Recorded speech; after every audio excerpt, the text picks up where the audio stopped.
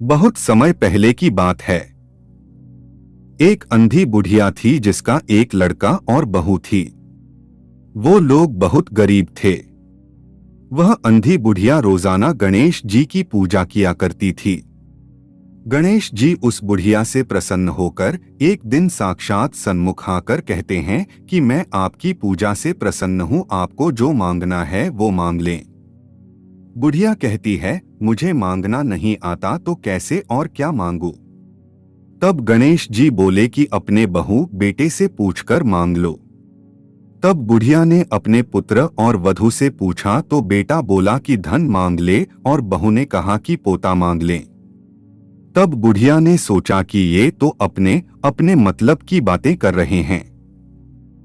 फिर बुढ़िया ने पड़ोसियों से पूछा तो पड़ोसियों ने कहा कि बुढ़िया तेरी थोड़ी सी जिंदगी बची है, क्यों मांगे धन और पोता, तू तो केवल अपने नेत्र मांग ले जिससे तेरी बाकी की जिंदगी सुख से व्यतीत हो जाए।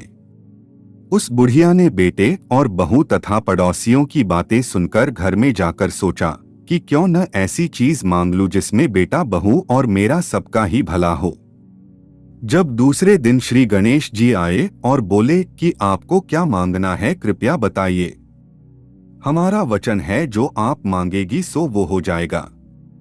गणेश जी के वचन सुनकर बुढ़िया बोली, हे गणराज, यदि आप मुझ पर प्रसन्न हैं तो मुझे 9 करोड़ की माया दें, निरोगी काया दें, अमर सुहाग दें, आंखों में प्रकाश, नाती पोते दे और समस्त परिवार को सुख दे, फिर अंत में मोक्ष दें। बुढ़िया की बात सुनकर गणेश जी बोले, बुढ़िया माँ तूने तो मुझे ठग लिया। खैर जो कुछ तूने मांग लिया वह सभी तुझे मिलेगा। यूं कहकर गणेश जी अंतर्ध्यान हो गए। गणेश जी, जैसे बुढ़िया माँ को मांगे अनुसार आपने सब कुछ दिया वैसे ही सबको देना और हमको भी देने की कृपा करना। बोलो करवा चौथ माता की जय। द्रौपदी को श्री कृष्ण ने सुनाई शिव पार्वती कथा। एक बार अर्जुन नीलगिरी पर तपस्या करने गए। द्रौपदी ने सोचा कि यहाँ हर समय अनेक प्रकार की विघ्न बाधाएं आती रहती हैं। उनके शमन के लिए अर्जुन तो यहाँ है नहीं, अतः कोई उपाय करना चाहिए। यह सोचकर उन्होंने भगवान श्री कृष्ण का ध्यान किया। भगवान वहां उपस्थित हुए तो द्रौपदी ने अपने कष्टों के निवारण हेतु कोई उपाय बताने को कहा।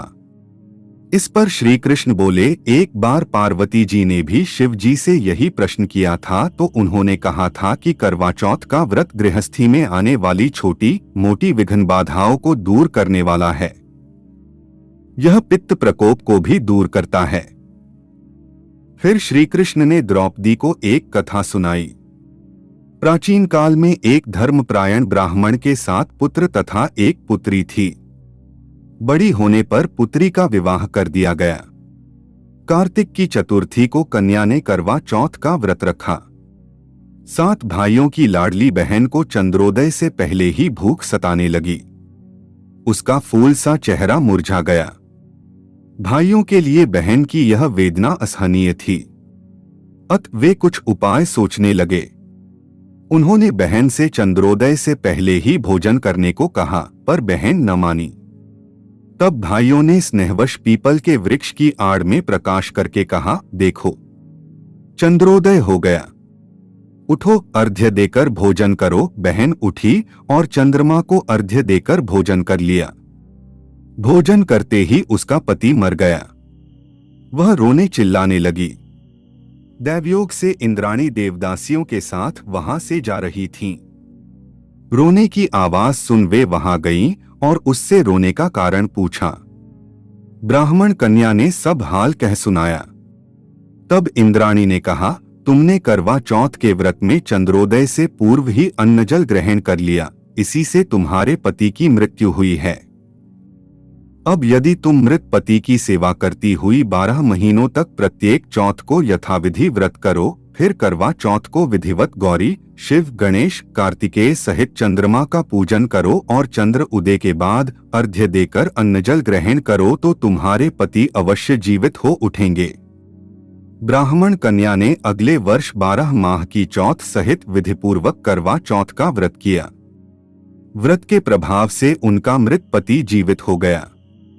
इस प्रकार यह कथा कहकर श्री कृष्ण द्रौपदी से बोले, यदि तुम भी श्रद्धा एवं विधिपूर्वक इस व्रत को करो तो तुम्हारे सारे दुख दूर हो जाएंगे और सुख सौभाग्य धन धान्य में वृद्धि होगी। फिर द्रौपदी ने श्री कृष्ण के कथनानुसार करवा चौथ का व्रत रखा।